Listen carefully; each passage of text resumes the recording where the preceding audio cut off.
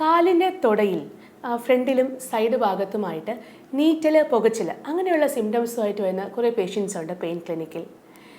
ഒരുപാട് ടെസ്റ്റൊക്കെ ചെയ്തിട്ടുണ്ടായിരിക്കും, ബ്ലഡ് ടെസ്റ്റും സ്കാനിങ്ങും ഒക്കെ ചെയ്തിട്ട് പലപ്പോഴും കാര്യം എന്താണെന്ന് തന്നെ മനസ്സിലാക്കിയിട്ടുണ്ടാവില്ല. കാര്യം എന്ന് വെച്ചാൽ ഇത് അത്ര സാധാരണമായി കണ്ടുവരുന്ന ഒരു അസുഖമല്ല, എന്നാൽ അതികഠിനമായ വേദന കാരണം രോഗികളെ ഒരുപാട് അലട്ടുന്ന ഒരു ആരോഗ്യ പ്രശ്നവുമാണ്. ഈ രോഗാവസ്ഥയുടെ പേര് മെരാൽജിയ പെരസ്തെറ്റിക്ക എന്നാണ്. ഇന്ന് ഞാൻ സംസാരിക്കാൻ പോകുന്നത് മെരാൽജിയെക്കുറിച്ചാണ്. എൻ്റെ പേര് ഡോക്ടർ വിനീത. ഞാൻ ട്രിവാൻഡ്രം റൂമ കെയറിൽ ഇൻ്റർവെൻഷണൽ പെയിൻ സ്പെഷ്യലിസ്റ്റാണ്.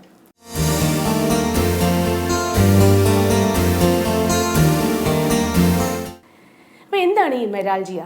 നമ്മുടെ നട്ടെല്ലിൽ നിന്ന് കാലിലോട്ട് പോകുന്ന ഒരു നെർവുണ്ട്, നമ്മൾ അതിനെ ലാറ്ററൽ ഫെമറൽ ക്യൂട്ടേനിയസ് നെർവ് അഥവാ LFC എന്ന് പറയും. അപ്പോൾ ഈ നട്ടെല്ലിൽ നിന്ന് കാലിലോട്ട് പോകുന്ന വഴിക്ക് തൊടയുടെ മുകൾ ഭാഗത്തായിട്ട് ഒരു ലിഗമെൻ്റ് ഉണ്ട്, ഇൻഗ്വൈനൽ ലിഗമെൻറ്റ്. അപ്പോൾ ആ ലിഗമെൻറ്റിൻ്റെ അടിയിൽ വെച്ച് ഈ നെർവിന് ഇറിറ്റേഷനും ഇൻഫ്ലമേഷൻ അല്ലെങ്കിൽ കംപ്രഷൻ ഒക്കെ ഉണ്ടാവാനുള്ള സാധ്യതയുണ്ട്. അപ്പോൾ നമ്മുടെ തൊടയുടെ ഫ്രണ്ടിലും സൈഡ് ഭാഗത്തുമായിട്ടുള്ള സെൻസേഷൻസ് നമ്മൾ തൊടുമ്പോൾ അറിയും, അല്ലെങ്കിൽ ചൂട് വയ്ക്കുമ്പോൾ അറിയും. ആ സെൻസേഷൻസ് ക്യാരി ചെയ്യുന്നത് ഈ നെർവാണ്, ഈ ലാറ്ററൽ ഫെമറൽ ക്യൂട്ടേനിയസ് നെർവ്. അപ്പോൾ ഈ നെർവ് തൊടയിലോട്ട് വരുന്ന വഴിക്ക് ആ ലിഗമെൻറ്റിൻ്റെ അടിയിൽ അത് പ്രസ്സാകുമ്പോൾ ഈ തൊട ഭാഗത്തായിട്ട് ഭയങ്കരമായിട്ടുള്ള നീറ്റൽ, എരിച്ചിൽ അങ്ങനെയൊരു വേദന ഉണ്ടാകുന്നു. ചിലർക്ക് ഇത് കടച്ചിലായിട്ട് അനുഭവപ്പെടും, ചിലർക്ക് ഭയങ്കരമായ മരവിപ്പായിരിക്കും. കുറച്ച് നേരം നിൽക്കുമ്പോൾ അല്ലെങ്കിൽ നടക്കുമ്പോഴാണ് ഈ വേദന കൂടുന്നത്. പലപ്പോഴും രാത്രി സമയങ്ങളിലും വേദന കൂടാറുണ്ട്, കാറ്റടിക്കുമ്പോഴൊക്കെ വേദന കൂടുന്നതായിട്ട് പേഷ്യൻസ് പറയാറുണ്ട്. എന്തുകൊണ്ടാണ് ഈ മെരാൽജിയ എന്ന് പറയുന്ന അസുഖം ഉണ്ടാകുന്നത്? പല റിസ്ക് ഫാക്ടേഴ്സ് ഉണ്ട്. അതിൽ പ്രധാനപ്പെട്ട ഒന്ന് ഒബിസിറ്റി അഥവാ അമിതവണ്ണമാണ്. രണ്ടാമത്തേത് കുടവേറ്. മൂന്നാമത്തേത് വളരെ ടൈറ്റായിട്ടുള്ള ജീൻസ് അല്ലെങ്കിൽ ബെൽറ്റ് ഒക്കെ ധരിക്കുന്നവർക്ക് ഈ പ്രശ്നം വരാം. പിന്നെ ഒരു കാരണം അൺകൺട്രോൾഡ് ആയിട്ടുള്ള ഷുഗേഴ്സ്, ഡയബറ്റീസ് ആണ്.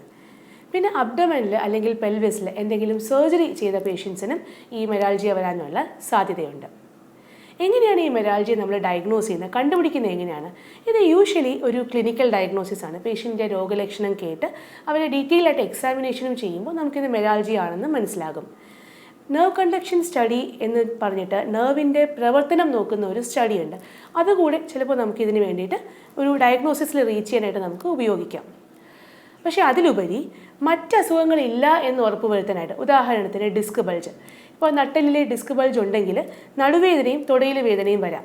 അപ്പോൾ അതുപോലെ മറ്റുള്ള അസുഖങ്ങളില്ല എന്ന് ഉറപ്പുവരുത്താനായിട്ട് നമ്മൾ ചില ബ്ലഡ് ടെസ്റ്റും സ്കാനിങ്ങും ഒക്കെ പലപ്പോഴും ചെയ്തേക്കാം.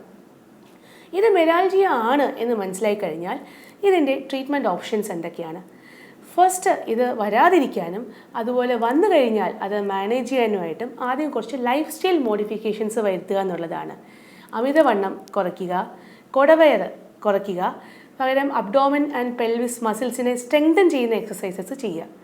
വളരെ ടൈറ്റ് ആയിട്ടുള്ള ക്ലോത്തിങ്ങും ബെൽറ്റും അവോയ്ഡ് ചെയ്യുക. ഷുഗേഴ്സ് പ്രോപ്പർലി കൺട്രോൾഡ് ആയിട്ട് വയ്ക്കുക. ഇങ്ങനെ കുറേ ലൈഫ് സ്റ്റൈൽ മോഡിഫിക്കേഷൻസ് വഴി മെരാൽജിയ വരാതിരിക്കാനും വന്നാൽ തന്നെയും അത് കുറയാനും ഇത് സഹായിക്കുന്നതാണ്. ഇനി അങ്ങനെ മാറിയില്ല എന്നുണ്ടെങ്കിൽ എന്തൊക്കെ മരുന്നുകളാണ് ഇതിന് ഉപയോഗം ചെയ്യുന്നത്? നമുക്ക് നെർവിന് കൊടുക്കുന്ന മെഡിക്കേഷൻസ് ഉണ്ട്, നമ്മൾ ന്യൂറോപ്പതിക് മെഡിക്കേഷൻസ് എന്ന് പറയും. അപ്പോൾ അത്തരം നെർവിനെ ഹീൽ ചെയ്യാൻ സഹായിക്കുന്ന മെഡിക്കേഷൻസ് ആണ്.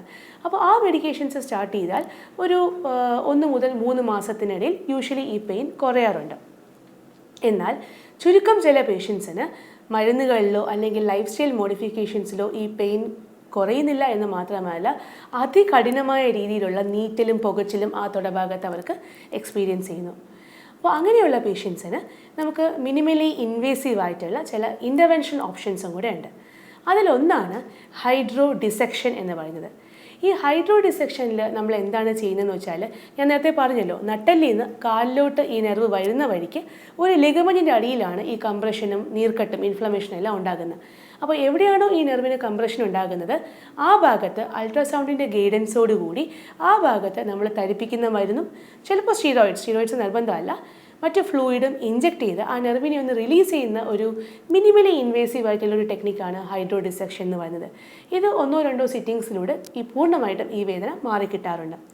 ഇനി അങ്ങനെ മാറിയില്ല എന്നുണ്ടെങ്കിൽ രണ്ടാമതൊരു ഇൻ്റർവെൻഷൻ ഓപ്ഷനാണ് റേഡിയോ ഫ്രീക്വൻസി അബ്ലേഷൻ എന്ന് പറയുന്നത്. ഇത് ലേസർ പോലുള്ള ഒരു ട്രീറ്റ്മെൻറ്റ് മൊഡാലിറ്റിയാണ്. ഈ നെർവിന് ചെറിയ ടെമ്പറേച്ചേഴ്സ് ഉപയോഗിച്ച് അബ്ലേറ്റ് ചെയ്യുന്ന ഒരു മൊഡാലിറ്റിയാണ്. അപ്പോൾ മെരാൽജിയ എന്ന് പറയുന്നൊരു അസുഖം ഒത്തിരി സാധാരണമല്ല, പക്ഷേ വളരെയധികം രോഗിയെ അലട്ടുന്ന ഒരു അതികഠിനമായ വേദന ഉണ്ടാകുന്ന ഒരു രോഗാവസ്ഥയാണ്. അത് എത്രയും പെട്ടെന്ന് തിരിച്ചറിഞ്ഞ് ലൈഫ് സ്റ്റൈൽ മോഡിഫിക്കേഷൻസിലൂടെയും മെഡിക്കേഷൻസിലൂടെയും നമ്മളെ ട്രീറ്റ് ചെയ്യുകയാണെങ്കിൽ പൂർണ്ണമായിട്ടും ഭേദമാക്കാൻ പറ്റും. അങ്ങനെ അല്ല എന്നുണ്ടെങ്കിൽ ഹൈഡ്രോ ഡിസെക്ഷനും റേഡിയോ ഫ്രീക്വൻസി അബ്ലേഷനും പോലത്തെ ന്യൂവർ ട്രീറ്റ്മെൻറ്റ് മൊഡാലിറ്റീസും ഇപ്പോൾ അവൈലബിൾ ആണ്.